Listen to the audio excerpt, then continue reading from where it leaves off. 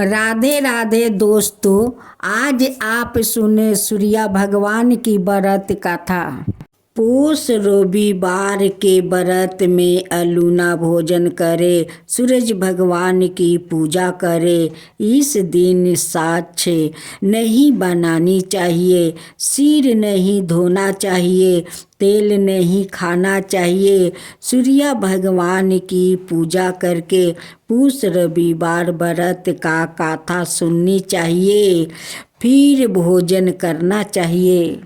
एक साहूकार था, उसके कोई बच्चा नहीं था। एक दिन वो सुबह के समय घर के बाहर गया तो उसने देखा कि एक किसान खेत में दाना डालने जा रहा था। साहूकार को देखते ही वो आपस लौट गया और बोला कि आज तो शगुन अच्छा नहीं हुआ। जब साहूकार ने यह सुना तो उसका मुंह उतर गया। घर आने पर उसकी पत्नी ने पूछा कि आज क्या बात है।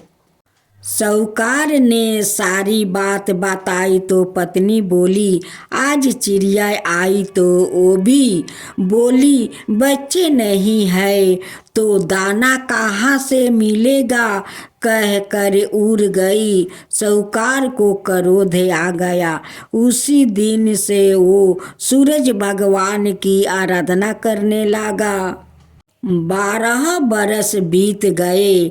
तब सूरज भगवान ने सोचा कि यदि भक्त की पुकार नहीं सुनी तो भगवान को कोई नहीं मानेगा। सूरज भगवान को याद आई, प्रकट होकर बोले, साहूकार तेरे नसीब में बच्चा नहीं है, पर मेरे आशीर्वाद से तेरे घर में एक कन्या जन्म लेगी।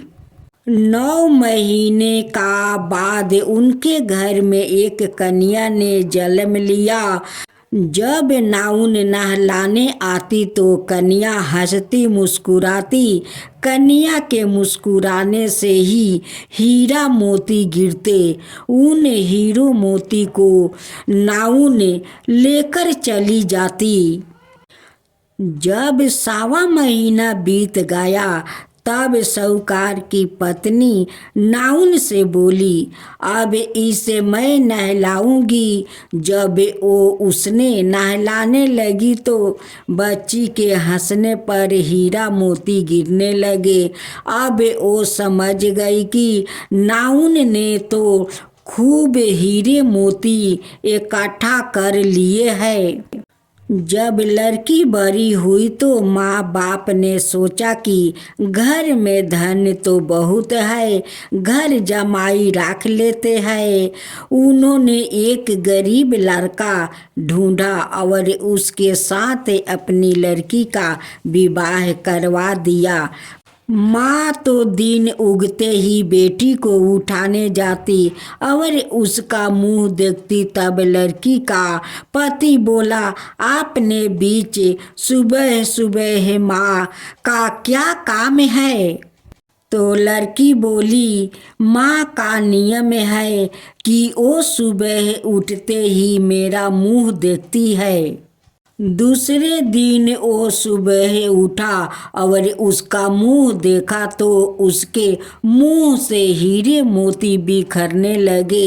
अब वो समझ गया कि इसलिए ही सासू माँ इसका मुंह पहले ही देख लेती है। थोड़ी देर बाद लड़की की माँ आई तो हीरे मोती नहीं मिले। माँ समझ गई कि जमाई को पता चल गया है।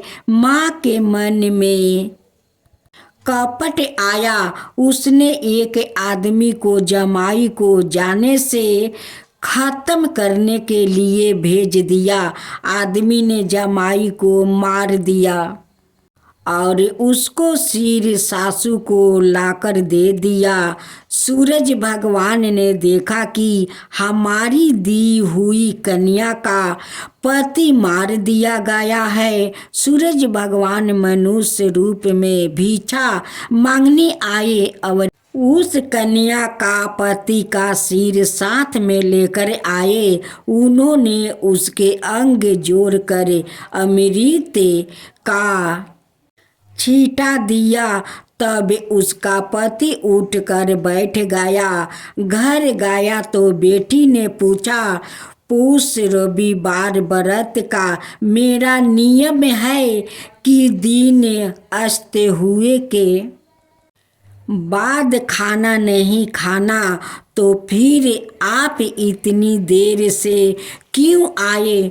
वो बोला कि मुझे मारने के लिए तेरी माँ ने आदमी भेजा था और सारी कहानी बता दी। तब बेटी बोली कि अब हम यहाँ नहीं रहेंगे। जो माँ मेरे सुहाग को छीन ले, उनकी घर में किसी कीमत पर मैं नहीं रहूँगी। बेटी अपने पति के साथ अलग घर में रहने लगी।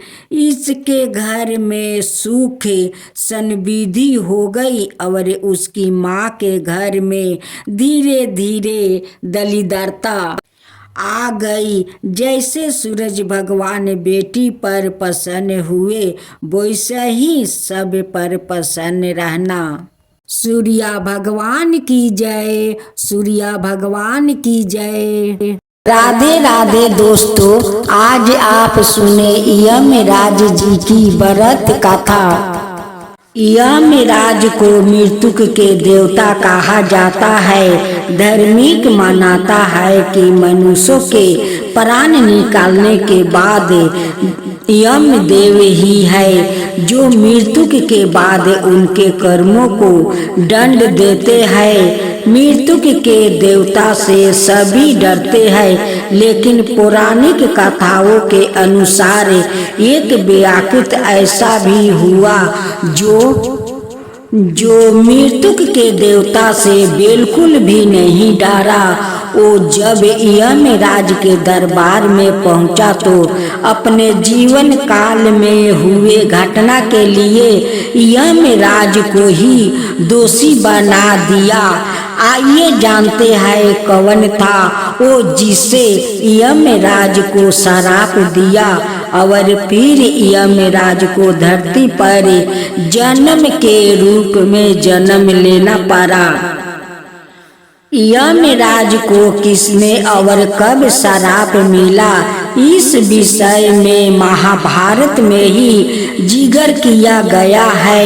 महाभारत की एक कथा अनुसार पांडव नाम के एक ऋषि थे। एक बार वो तपस्या में लीन थे। उसी समय चोर का एक गिरोह आकर ऋषि के आश्रम में आकर छिप जाता है। पांडव ऋषि जब तक घटनाक्रम को समझ पाते तब तक राजा के सिपाहियों ने पांडव ऋषि को चोर को शरण देने के जुर्म में गिरफ्तार कर लिया। राजा ने भूलवश पांडव ऋषि को चोरी के आरोप में साजा के तौर पर सूली पर चढ़ाने का आदेश दे दिया। ताज्जुब की बात है कि सूली पर कुछ दिनों तक चढ़ने रहने के बाद भी जब पांडव ऋषि के प्राण नहीं निकले तो राजा को अपनी गलती का एहसास हुआ और उन्होंने ऋषि से क्षमा मांगकर उन्होंने छोड़ दिया। तब ऋषि यमराज के पास पहुँचे और उनसे पूछा कि मैंने आपने जीवन में ऐसा कौन सा अपराध किया था कि मुझे इस प्रकार झूठ आरोप की सजा मिली। यमराज ने बताया कि जब आप 12 बरस के थे तब आपने एक फतिंगी की पूंछ में सीख चुभाई थी। उसी के फल स्वरूप आपको यह कष्ट सहना पड़ा। तब ऋषि पांडव ने यमराज से कहा कि 12 बरस की उम्र में किसी को भी धर्म अधर्म का अज्ञान नहीं होता। तुमने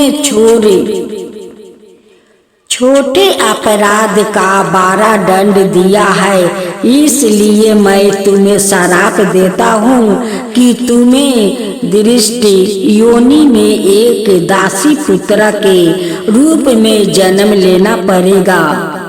महाभारत में ही एक कथा है कि चित्रगंधे और विचित्रा वीर्या की असमय मृत्यु हो जाती है। ऐसे में समस्या सामने आती है कि गुरु वंश का उत्तराधिकारी कौन बनेगा। इसके समाधान के लिए सत्यावती अपने दोनों बेटों की पत्नियों अंबिका और अम्बालिका को अपने ऋषि पुत्र व्यास के पास संतान प्राप्ति के लिए भेजती है। दोनों के व्यास ऋषि के साथ हुए संसर्ग शरीर के संबंध की स्थिति के कारण ही एक का पुत्र अंधा धृतराष्ट्र और एक का पुत्र रोगी पांडु हुआ। जब सत्यावती को इस बात का पता चला तो उन्होंने बहुओं को फिर से व्यास के पास जाने के लिए कहा। इस बार अंबिका और अम्बिलिका ने अपनी जगह अपनी एक दासी को भेज दिया। दासी भी व्यास के साथ संसर्ग से गर्भवती हुई और उसने एक अंशवस्त संतान को जन्म दिया। यह संतान विधिवान और हर तरह से योग्य थी। दरअसल ऋषि पांडव के इसी श्राप के कारण यमराज ने आत्मा विदुर के रूप में जन्म लिया। विदुर कोई और नहीं बल्कि श्राप के कारण मनुष्य रूप में जन्म स्वयं यमराज थे। यमराज की जय हो, यमराज की जय हो। राधे राधे दोस्तों, आज आप सुने एक पुजारी और 2 कुत्ते की कहानी। एक पुजारी था, जो पुजारी 2 कुत्ता को पोस रखा था। कुत्ता उस पुजारी का सब कुछ था। पुजारी उस दोनों कुत्ता से बहुत प्यार करते थे। उन्हें रोज नहलाते, रोज उन्हें अच्छा भोजन खिलाते और बहुत प्यार करते थे पुजारी। जब पुजारी जगन्नाथ भगवान का मंदिर जाते पूजा करने के लिए तो उनके पीछे पीछे दोनों कुत्ता जाते और दरवाजा का इधर उधर दोनों बैठ जाते और अपना हाथ जोड़कर जगन्नाथ भगवान को ध्यान लगाते। दोनों कुत्ता जगन्नाथ भगवान से यही दुआ मांगते कि हे भगवान, मेरे पुजारी को आप सुरक्षित रखना, उनकी रक्षा करना हे जगन्नाथ भगवान।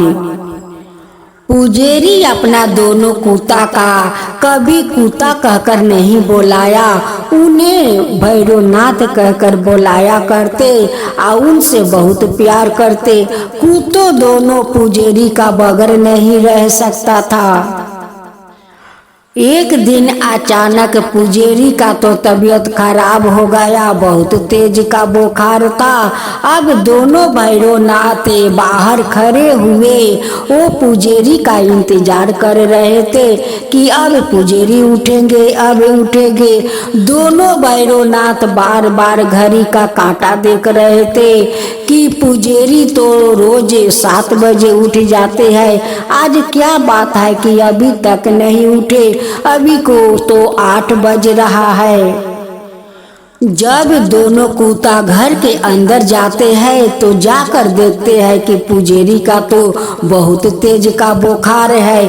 अब एक कूता पुजेरी को देखभाल करने लगे और दूसरा कूता डॉक्टर के पास चले गए और जाकर कहने लगे कि हे डॉक्टर साहेब, मेरे पुजेरी का बहुत तेज का बुखार है, आप जल्दी चलिए।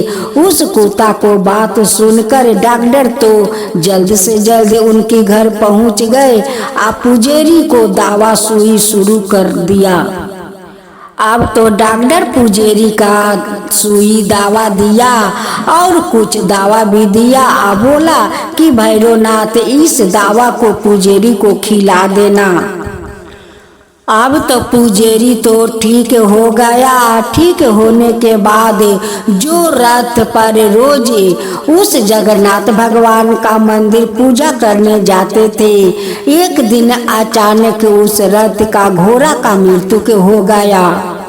अब तो पुजेरी चिंता करने लगे कि अब मैं कैसे जगन्नाथ भगवान को मंदिर जाऊं। नहीं जाऊंगी तो जगन्नाथ भगवान तो ऐसे ही रह जाएंगे, उन्हें पूजा कौन करेगा। अब तो पुजेरी का चिंता करना देख कर दोनों कूता उस रथ में जाकर लग जाते हैं और पुजेरी को टान कर ले जाते हैं या उस रथ पर बैठा लेते हैं और खुद रथ का सवारी बनकर दोनों भैरवनाथ उस मंदिर तक पुजेरी को ले जाते हैं। सारे रास्ते के लोग देख कर कहते कि ये पुजेरी जी का कितना तकदीर अच्छा है कि दोनों भैरवनाथ खुद सवारी बनकर इस रथ को टान रहे हैं। ऐसे करते करते तो कुछ दिन बीत गया और दिने दिने तो पुजेरी तो बूढ़ा होते जा रहे थे, उनकी बहुत वयस होते जा रहे थे। अब तो दोनों भैरव कहने लगे कि मेरे पुजेरी को तो वयस बहुत होते जा रहे हैं, इनकी जाने के बाद हम दोनों को क्या होगा।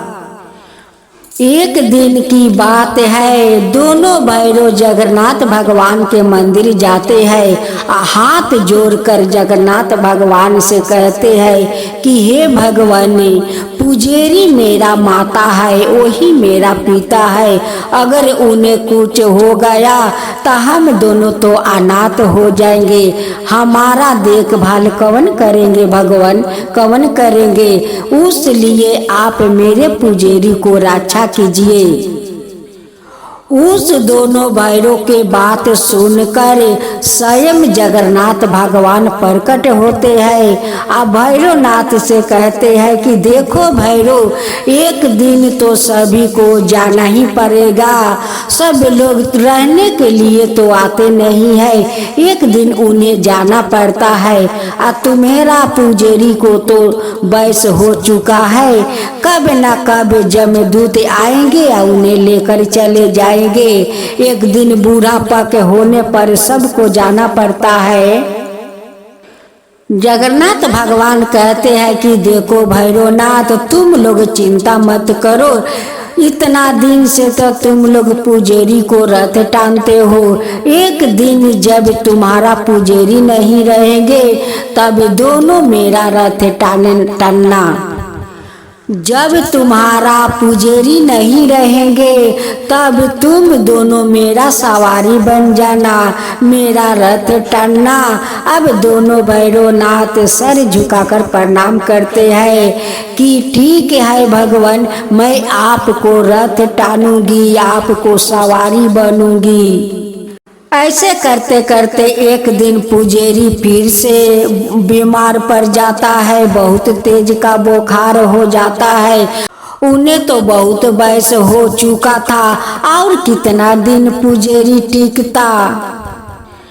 अब तो पुजेरी अपना खाना पीना सब कुछ बंद कर चुका था। अब भैरवनाथ समझ गया कि अब हम लोग का पुजेरी छोड़कर चले जाएंगे। उसी समय यमराज आ जाते हैं। अब तो दोनों भैरव समझ गया कि आज तो पुजेरी जाने वाले हैं, यमराज तो आ गए ले जाने के लिए। अब तो पुजेरी को प्राण हर कर यमराज जमलोक लेकर जाते हैं। लेकिन पुजेरी का श्रद्धा भक्ति धर्म देख कर यमराज उन्हें वैकुंठ में वास दे दिया। दोनों भैरवनाथ उसी जगन्नाथ भगवान का मंदिर जाकर उस जगन्नाथ भगवान को सवारी बन गया और उनकी सवारी टालने लगा। हे जगन्नाथ भगवान, जैसे आप उस दोनों कुत्ता को अपना सवारी बनाए, उन पर कृपा किए, अपना मंदिर में रखे, वैसे सबका ऊपर कृपा कीजिए। हे जगन्नाथ भगवान, सबका ऊपर कृपा कीजिए। हे जगन्नाथ भगवान, आप जैसे उस दोनों कुत्ता को अपना सवारी बनाया, उन्हें अपना मंदिर में आश्रय दिया, वैसे सबका ऊपर कृपा कीजिए। हे जगन्नाथ भगवान, सबका ऊपर कृपा कीजिए। जो आपका काका कहे, जो सुने, जो हुंकार भरे, उन सबका ऊपर कृपा कीजिए। हे जगन्नाथ भगवान, सबका ऊपर कृपा कीजिए। जगन्नाथ भगवान की जय हो, जगन्नाथ भगवान की जय हो। कहते हैं कि सतयुग में राजा हरिश्चंद्र के राज में एक कुम्हार था। एक बार तमाम कोशिश के बावजूद जब उसके बर्तन कच्चे रह जा रहे थे, तो उसने यह बात एक पुजारी को बताई। तो उस पर पुजारी ने बताया कि किसी छोटे बच्चे की बलि से ही यह समस्या दूर हो जाएगी। इसके बाद उस कुम्हार ने एक बच्चे को पकड़कर आवा में डाल दिया। वो संकट चौथ का दिन था। उनकी माँ काफ़ी खोजने के बाद भी जब उसकी माँ को उसका बेटा नहीं मिला, तो उसने गणेश जी के समक्ष सच्चे मन से प्रार्थना की। उधर जब कुम्हार ने सुबह उठकर देखा तो आवा में उसके बर्तन तो पक गए, लेकिन बच्चा भी सुरक्षित था। इस घटना के बाद कुम्हार तो डर गया और राजा के समक्ष पहुँचे, पूरी कहानी बताई। इसके पश्चात राजा ने बच्चे और उसकी माँ को बुलवाया, तो माँ ने संकटों को दूर करने वाले संकट चौथ की महिमा का वर्णन किया। तभी से महिला अपनी संतान और परिवार के सौभाग्य और लंबी आयु के लिए व्रत को करने लगी। जय गणेश, जय गणेश, जय गणेश देवा, माता जानकी पार्वती पिता महादेवा।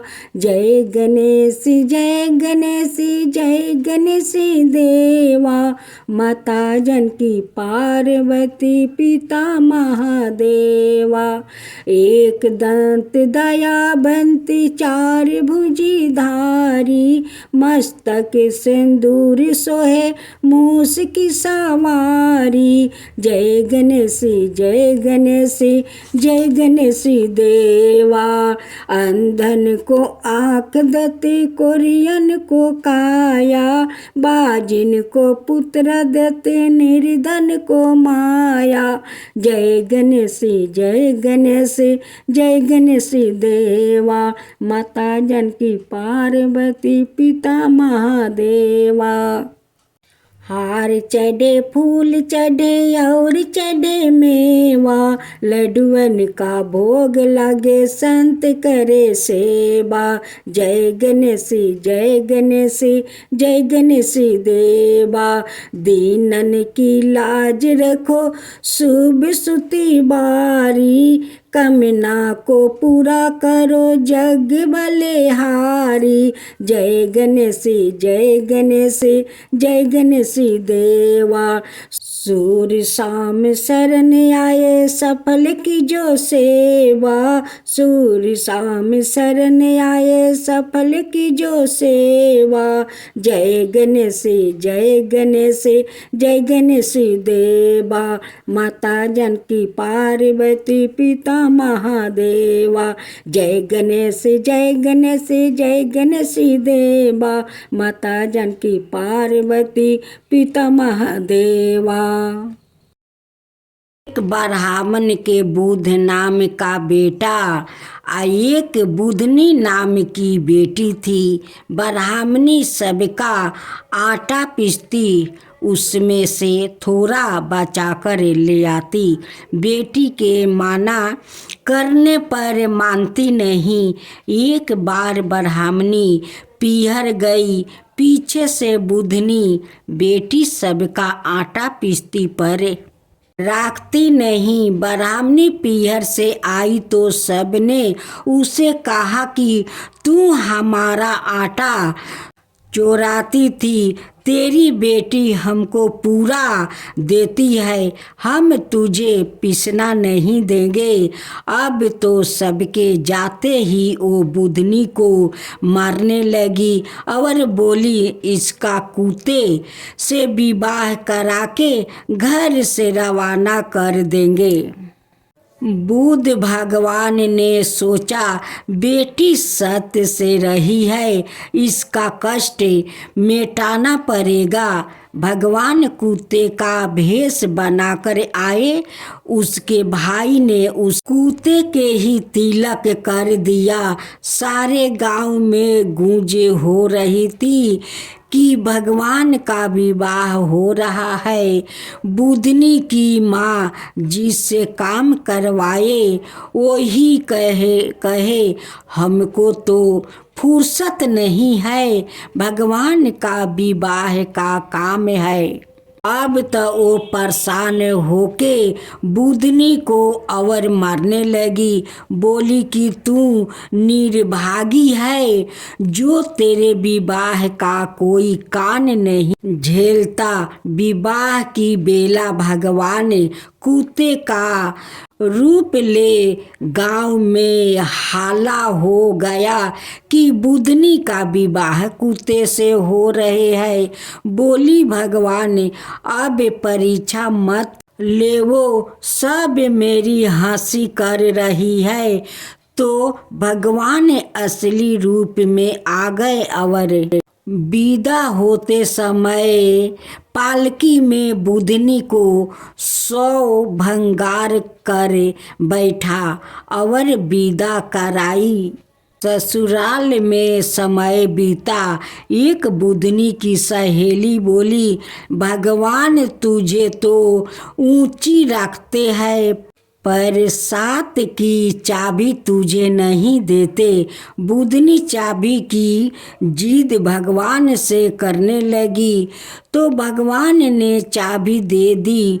जब ताला खोला देखा कि माँ एक नरक जैसे वातावरण में पड़ी है।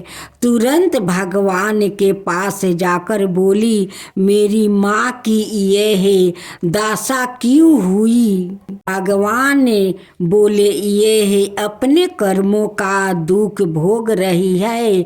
बुधनी बोली, आप जैसे बाई मेरी माँ के है, इसी वास्ते माँ को छोड़ाओ। भगवान बोले, तेरी भाभी बुध अष्टमी का व्रत करे तो ये है। जून छूटे, बुधनी पीहर गई। भाभी के बच्चा होने वाला था। वो आई, बोली, इसका कष्ट दूर होते ही उसका बुध अष्टमी का व्रत करवाएंगे।